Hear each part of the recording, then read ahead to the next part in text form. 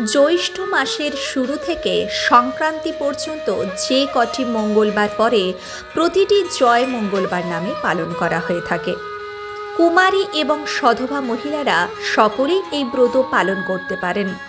পরিবারের এবং সন্তানের মঙ্গল কামনায় জয় মঙ্গলবার পালন করা হয়। এবার জেনে নিন জ্যৈষ্ঠ মাসের জয় মঙ্গল চণ্ডীর ব্রত কথা। ভগবান শিবের বাড়ি কৈলাস পর্বতে। আকাশ থেকে যেন কোটি কোটি চাঁদের আলো ঝরে পড়েছে।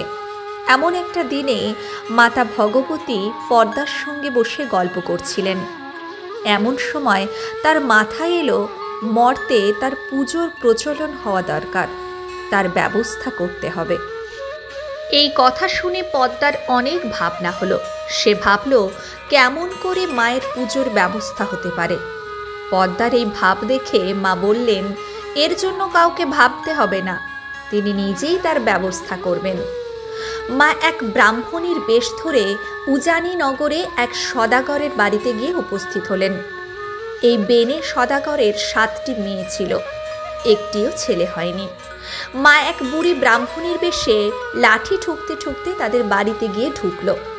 তখন একেবারে ভর দুপুর বেলা, বাইরে প্রচুর রোদ, তাই বাড়ির লোকেরা বাইরে কেউ বেরুচ্ছে না। এমন সময় তিনি এলেন ভিক্ষা চাইতে। বেনে বউ তখনই চাল আর টাকা নিয়ে ভিক্ষে দিতে এলেন। ব্রাহ্মণী তখন তাকে জিজ্ঞাসা করল, তোমার ছেলে মেয়ে কয়টি? বেনে বউ বলল, আমার 7টি মেয়ে হয়েছে, কিন্তু ছেলে একটিও হয়নি। বেনে বউয়ের উত্তর শুনে মা তার হাত থেকে আর ভিক্ষা নিলেন না। তিনি বললেন, ছেলে আটপুরোর মুখ দেখতে নেই। এই কথা বলে ব্রাহ্মণী বাড়ি থেকে বেরিয়ে গেলেন এবং কাছেই এক অশ্বত্থ গাছের তলায় বসলেন। এতে বেনে বউয়ের মনে খুব দুঃখ হলো। সে ভিক্ষার থালা ফেলে দিয়ে বসে বসে কাঁদতে লাগলো। তখন বেনে বউয়ের কান্না শুনে সবাই ছুটে এলো, এমনকি সদাগরও। সদাগর কান্নার কারণ জানতে চাইলে বেনে বউ কিছুতেই বলতে চাইল না। অনেকক্ষণ পর সদাগরকে সেই বুড়ি ব্রাহ্মণীর কথা বলল। এরপর সদাগর বুড়ি ব্রাহ্মণীকে খুঁজতে বের হলো। কিছুটা যেতেই সদাগর একটা অশ্বত্থ গাছের তলায় বুড়িকে বসে থাকতে দেখল। সদাগর অমনি তার পা দুখানা চেপে ধরে বলল, মা, আমার বউয়ের ছেলে হয়নি বলে তুমি তার হাত থেকে ভিক্ষা নাওনি, এতে তার মনে খুবই দুঃখ হয়েছে। এখন মা, তুমি দয়া করে একটা ওষুধ দাও, যাতে সে ছেলের মুখ দেখতে পারে। বুড়ি সব শুনে চুপ করে বসে রইল। শেষে অনেক সাধ্য সাধনার পর বুড়ি বলল, তুই যখন নেহাতি ছাড়বি না, তখন তোকে একটা ফুল দিচ্ছি, এই নিয়ে যা ফুলটা, খুব সাবধানে রাখিস। বেনে বউ যখন স্নান করে উঠবে তখন তাকে এই ফুল ধোয়া জল খেতে বলিস, তাহলেই তার চাঁদের মতো ছেলে হবে। বুড়ির কাছ থেকে ফুল পেয়ে সদাগর তক্ষুনি ছুটল বাড়িতে বেনে বউকে ফুলটি দিয়ে সব কথা খুলে বলল।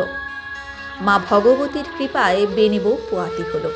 এইভাবে 10 মাস 10 দিন কেটে যাওয়ার পর বেনে বউয়ের প্রসব বেদনা উঠল।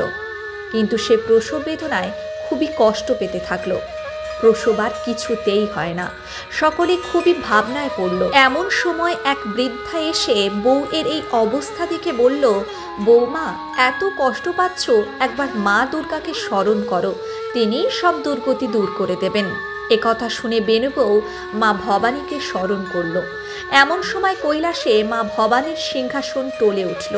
মা তখন পদ্মাকে জিজ্ঞাসা করলেন, হ্যাঁ রে পদ্মা, হঠাৎ আমার সিংহাসন এভাবে টলে উঠল কেন? পদ্মা তখন বলল, মা, তুমি যে বেনে বউকে ওষুধ দিয়েছিলে ছেলে হওয়ার, আজ 9 দিন ধরে সে প্রসব বেদনায় কষ্ট পাচ্ছে, তাই সে তোমাকে ডাকছে। পদ্মার কথা শুনে মায়ের মনে খুব কষ্ট হলো। তিনি তখন আবার বুড়ি ব্রাহ্মণীর বেশে বেনের বাড়িতে গিয়ে উপস্থিত হলেন। বাড়িতে তখন অনেক লোক। বুড়ি ব্রাহ্মণী একটি মেয়েকে বলল, আমি কি বৌরানীকে একবার দেখতে পারি? মেয়েটি বুড়িকে নিয়ে গেল। বেনে বউয়ের কাছে বুড়ি তখন বলল, ঘর থেকে সবাই বেরিয়ে যাও, আমি একলা বৌরানীর কাছে থাকব, তোমাদের কোনো ভয় নেই। সকলে ঘর থেকে বেরিয়ে গেল। বুড়ির বেশে মা ভগবতী বৌরানীর গায়ে তার হাত বুলিয়ে দিল। সঙ্গে সঙ্গে বেনে বউ চাঁদের মতো একটি ছেলে প্রসব করল। মা তখন ছেলেটিকে আদর করলেন এবং বললেন, এর নাম রেখো জয়দেব। এই বলে মা চলে গেলেন। কিছুদিন পর আবার মা ভগবতীর সিংহাসন টলে উঠল। মা আবার বুড়ির বেশে হাজির হলেন ধনপতির সদাগরের বাড়িতে। যেভাবে তিনি আগেরবার বেনে সদাগরের বাড়িতে ভিক্ষা চেয়েছিলেন, এবারেও তিনি একইভাবে ভিক্ষা চাইতে গেলেন। ধনপতির বউ চাল আর টাকা নিয়ে ভিক্ষা দিতে গেল। বুড়ি তখন তাকে জিজ্ঞাসা করলো, তোমার কয়টা ছেলে মেয়ে? বেনে বউ বলল, আমার 7টি ছেলে হয়েছে, একটিও মেয়ে নেই। এই কথা শুনে বুড়ি আর ভিক্ষা নিতে রাজি হলেন না, শুধু বলে গেলেন, মেয়ে 8 করোর মুখ দেখতে নেই। এই কথা শুনে বেনে বউ খুব কষ্ট পেল এবং কান্না শুরু করলো। তার কান্না শুনে ধনপতির সদাগর এসে তার কান্নার কারণ জিজ্ঞাসা করল। সে সব খুলে বলল। আগের ঘটনা অনুযায়ী ভগবতী দেবী সদাগরকে ফুল দিল এবং বেনে বউ গর্ভবতী হলো। তার একটি মেয়ের সন্তান হলো, যার নাম দিলেন জয়াবতী। জয়াবতী 7 বছর বয়স থেকেই তার বন্ধুদের সঙ্গে মা মঙ্গলচণ্ডীর পুজো করে।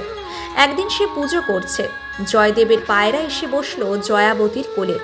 জয়দেব এসে দেখল পায়রা জয়াবতীর কোলে বসে আছে।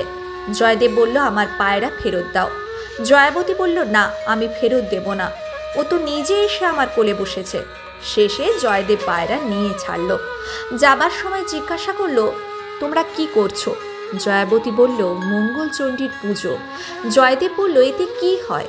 জয়াবতী বলল, হারালে পায়, মরলে জিওয়ে, ধরায় কাটে না, আগুনে জলে ফেলে দিলে মরণ ঘটে না, সতীর মেরে ঘর পায়, রাজা মেরে রাজ্য পায়। বাড়িতে গিয়ে জয়দেব মন মরা হয়ে বসে রইল। বাড়ির শুদ্ধ লোক চিন্তায় পড়ে গেল। কারণ জিজ্ঞাসা করায় সে বলল, জয়াবতীর সাথে তার বিয়ে দিতে হবে। এরপর জয়াবতীর সাথে জয়দেবের বিয়ে হলো।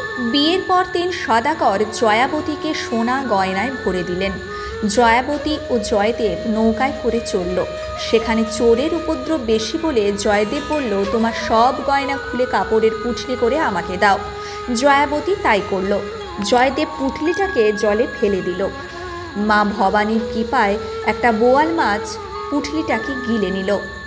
সদাগর বৌভাতের দিন মাছ ধরার হুকুম দিল। জেলেরা মাছ নিয়ে বাড়িতে এলো। মাছ এত বড় ছিল যে কেউ কাটতে পারল না। এইসব দেখে জয়াবতী তার শাশুড়িকে বলল, আমি মাছটা কুটবো। শাশুড়ি বলল, এত মানুষ পারল না, আর তুমি পারবে? সে মা মঙ্গলচণ্ডীকে স্মরণ করে মাছে কোপ দিতেই মাছটা টুকরো টুকরো হয়ে গেল। তার পেটের ভেতর থেকে বেরিয়ে এলো গয়নার পুঁটলি। জয়দেব ভাবল, হারালে পায়। জয়াবতী তো সত্যি সব ফিরে পেল। রাতে বৌভাত। জয়দেব চুপি চুপি সবাইকে বলে দিল, যে মাছ কুটেছে সেই যেন রান্না করে, নইলে তারা যেন কেউ না খায়। সদাগর জয়াবতীর কাছে গিয়ে সব কথা বলল। জয়াবতী তখন মা মঙ্গলচণ্ডীকে স্মরণ করতে লাগলো। মা মঙ্গলচণ্ডী তখন উপস্থিত হয়ে সব ব্যবস্থা করে দিলেন। আবার জয়দেব বেনেদের গিয়ে বলল, তোমরা বলো, যে রান্না করেছে সে যদি পরিবেশন না করে, তোমরা যেন কেউ না খাও। তখন জয়াবতীর শাশুড়ি জয়াবতীকে সব কথা গিয়ে বলল। জয়াবতী আবার মাকে স্মরণ করতে লাগলো এবং মা মঙ্গলচণ্ডী সঙ্গে সঙ্গে দেখা দিয়ে বললেন, মা তাকে বলতে বললেন যে 1700 বেনে যদি একসাথে খেতে বসে, তুমি খেতে দিতে পারবে। তুমি একখানা পাতে সব জিনিস দিয়ে দিলেই দেখবে সব পাতে সব জিনিস পড়ছে। কথা মতো সেটাই হলো। বিয়ের 5 বছর হয়ে গেল।